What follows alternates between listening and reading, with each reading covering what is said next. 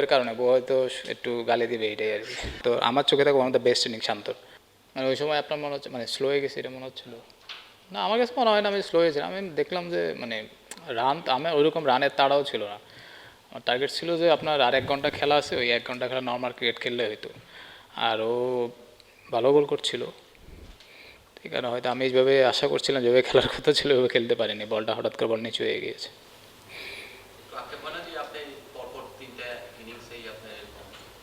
না আক্ষেপ, না আক্ষেপ হয় না, এতদিন আক্ষেপ হয় না, আজকে একটু হালকা আক্ষেপ হয়েছিল একটু, তা ওই যে বউয়ের কারণে বউ হয়তো একটু গালি দিবে এইটাই আর কি।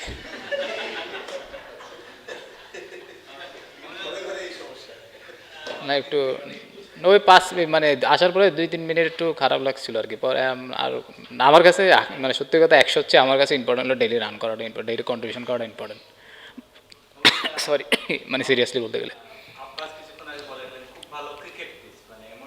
হ্যাঁ হ্যাঁ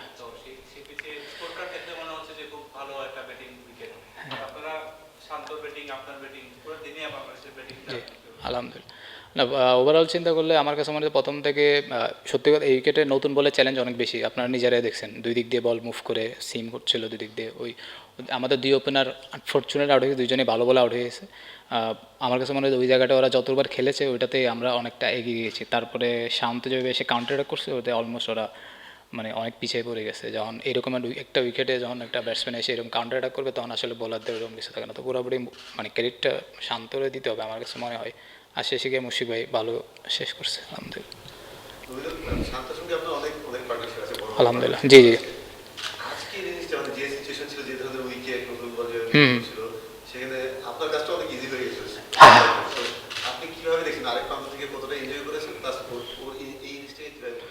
আমার কাছে মনে হয় যে আমি যখন প্রথম টেস্ট খেলা শুরু করি বাংলাদেশ টিমের হয়ে তখন এরকম ওই নন স্ট্রাইকারে আমি বেশি ব্যাটিং এনজয় করতাম তাইম ভাই যখন ব্যাটিং করতেন। উনি নিউজিল্যান্ডে অস্ট্রেলিয়া অনেক মানে এরকম খারাপ কম্পিটিশনেও ভালো ব্যাটিং করতো। তো আমার কাছে মনে হয় যে শান্ত মোটামুটি এরকম যে আমার আমার চোখে দেখা সামনাসামনি শান্ত, আমার চোখে দেখা one of the best innings শান্তর, শান্তর লাইফে যায় না ও কে, কিন্তু আমার কাছে রেট করি আমি ইনিংসটা। জি আসসালামু আলাইকুম।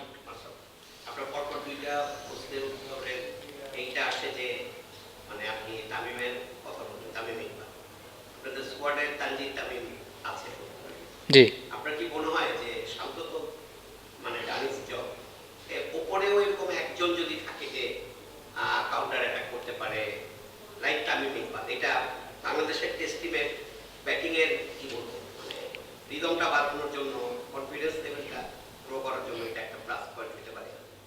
না আমার কাছে মনে হয় যে সবাই যদি এভাবে কাউন্টার অ্যাটাক করতে তাহলে তো হিতে বিপরীত হয়ে যেতে পারে, যেটা আমার কাছে মনে হয়।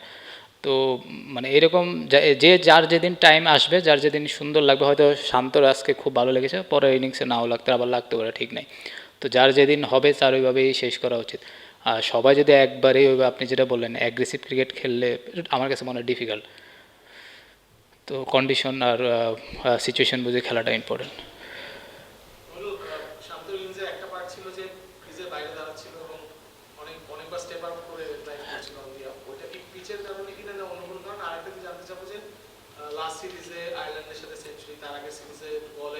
হুম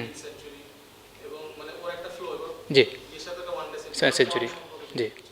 আমার কাছে মনে হয় আউটস্ট্যান্ডিং ফর্মে আছে ও। আপনি যদি লাস্ট আপনার যে কয়টা ইনিংস যদি দেখেন শ্রীলঙ্কার সাথে তারপরে আয়ারল্যান্ডের সাথে, তো রিসেন্ট আবার ইংল্যান্ড নিউজিল্যান্ডের সাথে 100 মারলো, তাও আবার প্রেশারে ছিল অনেক, ইনিংস রান না করার পরেও একটা 50 ওভার 100 মারলো, তারপর আজকেও আবার 100, আজকে 100 মারলো, অনেক কন্ডিশনটা ডিফিকাল্ট ছিল।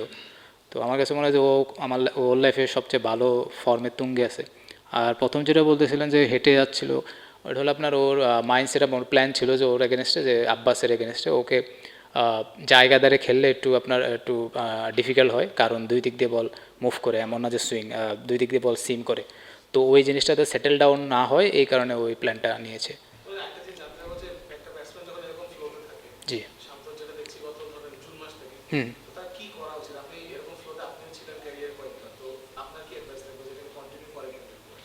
হ্যাঁ অবশ্যই আপনি যেভাবে বললেন অবশ্যই কন্টিনিউ করা উচিত।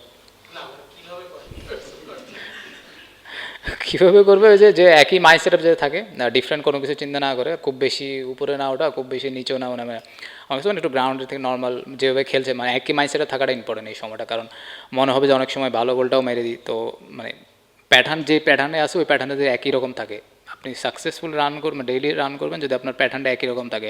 প্যাটার্ন যদি আবার ডিফারেন্ট হয়ে যায় তখন একটু ডিফিকাল্ট হয়ে যায়। তো আমার কাছে কোনো প্যাটার্ন যদি ধরতে পারে টেস্ট ক্রিকেটের প্যাটার্নটা, তাহলে রেগুলার এই যে এই ফর্ম চলতে থাকবে আশা করি ইনশাল্লাহ।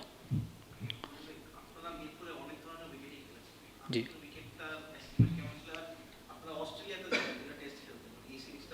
অস্ট্রেলিয়ার কথা আপাতত বাদ দেন, এটা বলেন, বলবেন এটার পরে বলেন। না ওইখানকারটা কেমন হবে, ওইখানে তো আমি জীবনে খেলিও না অস্ট্রেলিয়াতে, বলতে পারবো না ভাই। আমার কাছে মনে হয় যে এইখানে আপনার এই উইকেটে মানে এই উইকেটটা আপনার বোলারও ফেভার ছিল, ব্যাটসম্যানদেরও ফেভার ছিল। একটা মানে বল আপনার যদি নতুন বল অনেক বেশি চ্যালেঞ্জ থাকে, পুরান বল আপনি জায়গায় বল করলে আপনারা দেখেন অনেক সময় অনেক অকওয়ার্ড বাউন্স হয়েছে।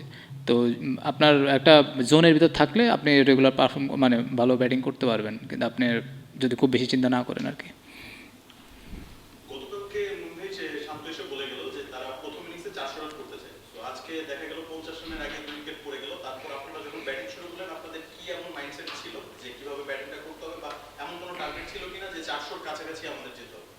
হ্যাঁ ব্যাটিং করার আগে কেউ কোনোদিন বলতে পারে না, আজ পর্যন্ত যদি কেউ বলে আমরা 400 করবো এরকম আমাদের মাইন্ডসেট, আমি মানে যার যার নিজস্ব মাইন্ড সেট আপ থাকে। আমার যে মাইন্ড সেট আপ ছিল যে একটা বল করে খেলা, যেটা আমার পার্সোনাল যে মাইন্ড সেট আপ থাকে। শান্তটা হয়তো শান্ত ডিফারেন্ট, আমার সবসময় টেস্টে চেষ্টা করি একটা বল করে খেলা। ওইটা আমি যে বলটা খেলি ওইটা একটা বলে খেলতে, মানে লম্বা ইনিংস মানে 4 সেশন ব্যাটিং করা।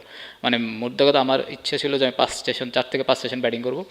আলটিমেটলি ওই আপনি যেটা বললেন 400টা মানে অটোমেটিক হয়ে যায়। আপনি দেন আপনি ওখানে গিয়ে যদি আপনি বলেন যে আমাদের ব্যাটিং 400 রান করতে হবে, ওই চিন্তাগুলো আপনি রেজাল্ট আগে চলে গেলেন, আপনি তারপর আপনি হয়তো প্যাভিলিয়নে চলে আসবেন। জি ভাই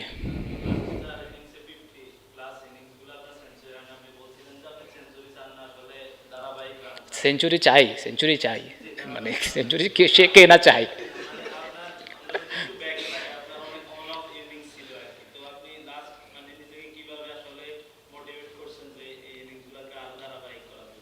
জানি না, মোটিভেশন তো শুনতে ভালো লাগে না সত্যি কথা, মানে চেষ্টা করি যে দেখেন আমি আমার মানে আমি এত বছর যেভাবে টেস্ট খেলেছি আমার প্রতি যেভাবে আমি টেস্ট ব্যাটিংটা যেভাবে এনজয় করি, আমি এখন সত্যি কথা ব্যাটিংটা এনজয় করার চেষ্টা করি, যে খুব বেশি চিন্তা ভাবনা না করে আর কীভাবে রান করতে হয় না হয় এটা মোটামুটি একটু জানা আছে, তো ওইভাবে খেলার চেষ্টা করি। আমি আমার ওয়েস্ট ইন্ডিয়া থাকার চেষ্টা করি, তো খুব বেশি মোটিভেশন যে আমার রেগুলার রান করতে, আমার যে প্ল্যান থাকে যে রুটিনটা থাকে ওইভাবে মেনটেন করলে হয়তো আমার আমার রান করার চান্স বেশি থাকে।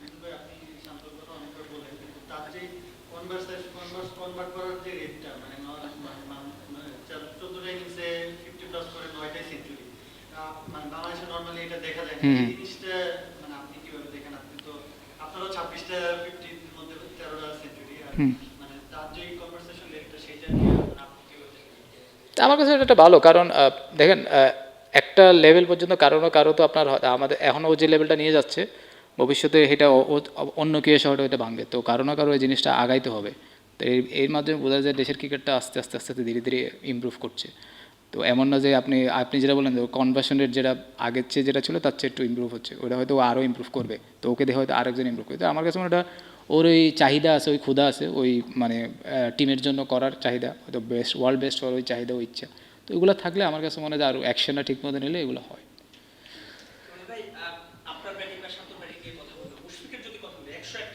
জি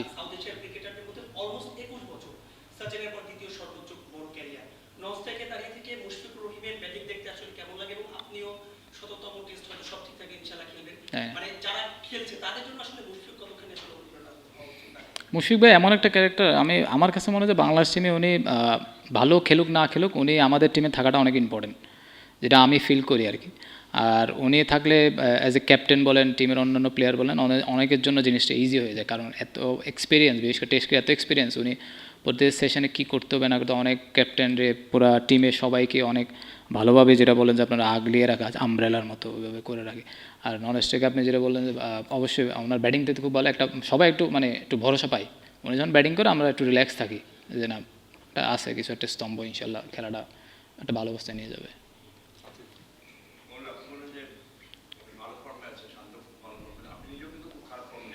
এটা আপনারা ওই যে ওনারা বলে না তো। আপনি মানে কোন জায়গাটা আপনার মনে হচ্ছে যে you are making a mistake, যেটা আপনার কনভার্সন রেট মানে যে আরো সেঞ্চুরি গুলো পাওয়ার উচিত মানে ইয়ে ছিল, যেটা মানে কোন জায়গাটা, ইজ ইট সামথিং মেন্টাল বা কোন একটা আমার জায়গায়? কাছে হইতে পারে, আমার কাছে মনে মেন্টাল হইতে পারে, কিন্তু এখনও ধরতে পারি না, ইনশাল্লাহ ধরে ফেলবো। আহ, একটু আগে যেটা বললাম যে দেখেন, আমি যখন ব্যাটিংয়ে নামি আসলে সত্যি কথা আমি কোনো সময় মানে 100 করবো এই চিন্তাই করি না। হয়তো আমার আরেকটু চিন্তা করতে হবে, যেটা আমি যেটা চিন্তা করি যে আমার 4 সেশন 5 সেশন ব্যাটিং করতে হবে, তো ওইটাই হয়তো আরেকটু মনোযোগ দিয়ে করা লাগবে, যে আমার 5 সেশন ব্যাটিং করলে আমার 100 150 এরকম হয়ে যাবে, তো আরেকটু হয়তো ওই জায়গাটা একটু স্ট্রিক্ট থাকতে হবে আমার। আর সেকেন্ড কোশ্চেন, আপনি একটা মানে সেশন করছেন আব্দুল সিং এর সাথে, তার সাথে কি এখন যোগাযোগ আছে? হ্যাঁ, রেগুলার যখন একটু ইয়া হয় বলি আর কি, বিপদে না একটু মানে ইয়া টিয়া পড়লে কোনো কনফিউশন থাকলে তখন কথাবার্তা হয়।